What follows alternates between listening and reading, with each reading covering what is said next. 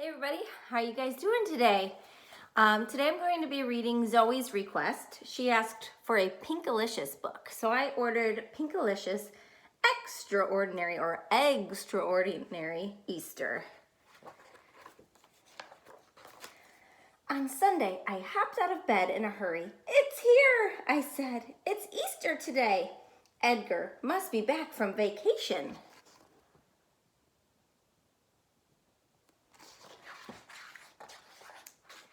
Peter walked into my room, still half asleep.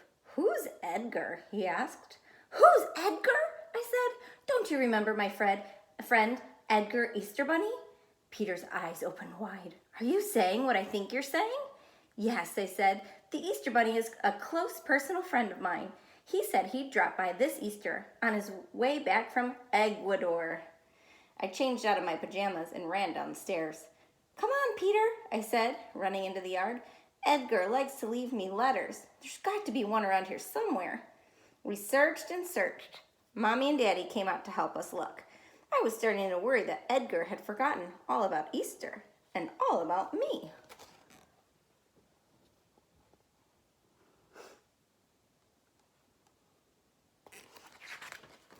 All of a sudden, Mommy let out a gasp. "Look," she said, pointing to a small white basket poking out from the garden. Daddy scooped it out. "It's an Easter basket," he said. "There's an egg here with a letter for you, Pinkalicious." I tore open the envelope. I recognized the writing right away.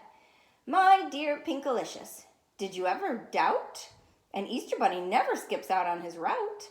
I have here a game for your family to play, a scavenger hunt that may take you all day. Just follow the clues all the way to the end, where an Easter surprise awaits from your friend. Kind regards, Edgar Easter Bunny." Scavenger hunt, that sounds fun.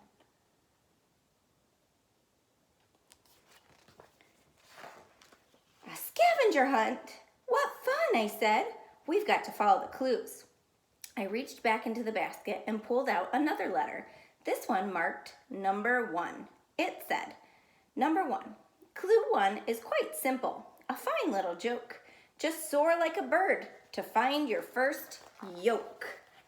A yolk is the inside of an egg, the yellow part. "Soar like a bird?" said Peter, confused. "What's that supposed to mean? People don't fly, and neither do bunnies." "It's a riddle," I said. "We have to crack the code. Where do birds go when they're soaring in the sky?" Peter thought for a second.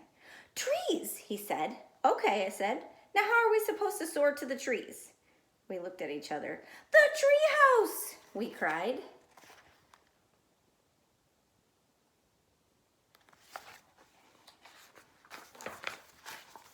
Peter and I climbed to the top of the treehouse. From up here, we felt like birds.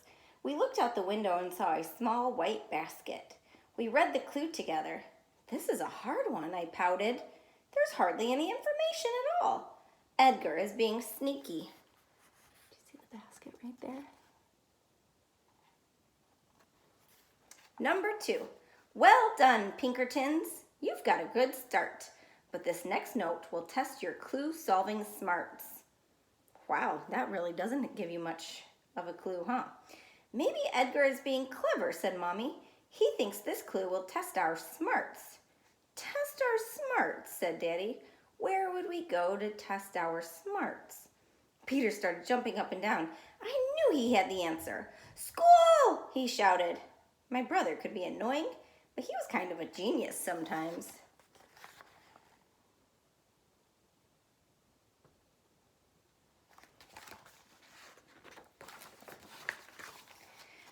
We got to her school in a hurry. There was only one problem.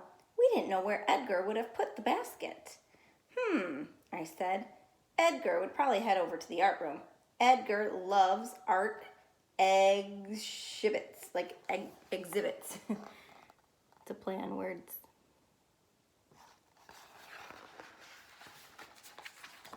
Since the building was locked, we walked around the outside to the art room's window.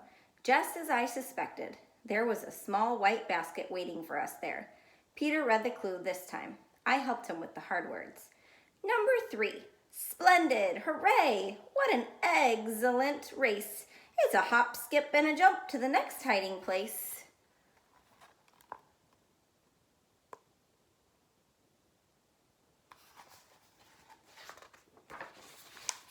Edgar is talking about the playground, I said. That's where we play hopscotch, the Easter Bunny's favorite game. Let's go, said Mommy. In Edgar's honor, we bunny hopped the whole way there.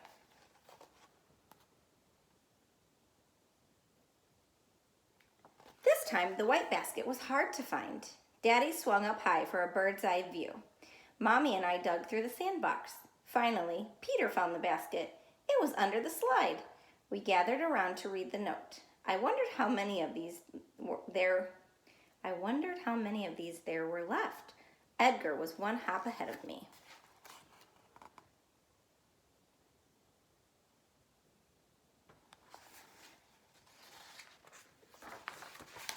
Number 4.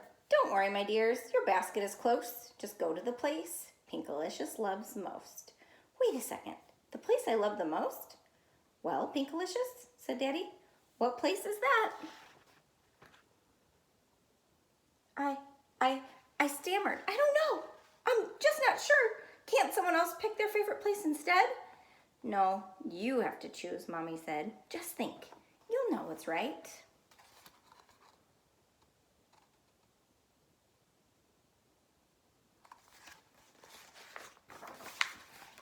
I closed my eyes and used my imagination. I thought about my favorite color, pink. Pink always helps me. I asked myself what place made me think of that perfect color. I started picturing lollipops, jelly beans, gumdrops, and strawberry ice cream. I've got it, I said. Mr. Swizzle's ice cream shop. There's no place pinker in the whole wide world. Ooh, this looks super yummy.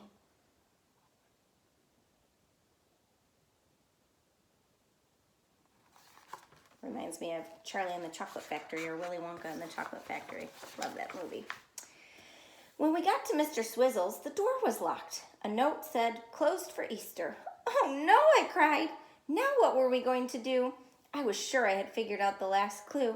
My favorite place had to be full of pink. I was out of ideas. I felt like a rotten egg. It's okay, Pinkalicious, said Mommy and Daddy. Yeah, said Peter. Let's just go home. I think I have some candy in my room somewhere. Home? Home! That's when it hit me. My favorite place wasn't Mr. Swizzle's ice cream shop. That wasn't even the pinkest place in town. My favorite place in the whole wide world was where you could find the most pink under one roof. My house!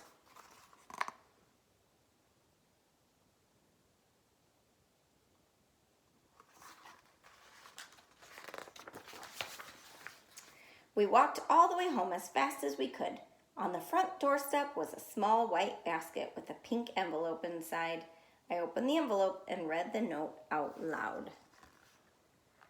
You've done it! Yippee! You've won the grand prize. I wish I could see you with my own bunny eyes, but away I must go to spread some more fun. The Easter Bunny's job is never quite done.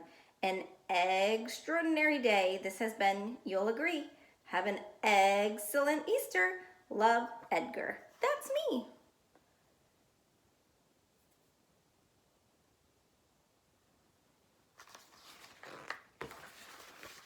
We opened the door to our house. Inside was the most extravagant Easter basket I had ever seen, filled with chocolate eggs and jelly beans. It was the most pink-tastic prize in the world. Too bad I couldn't eat it right then. I was exhausted.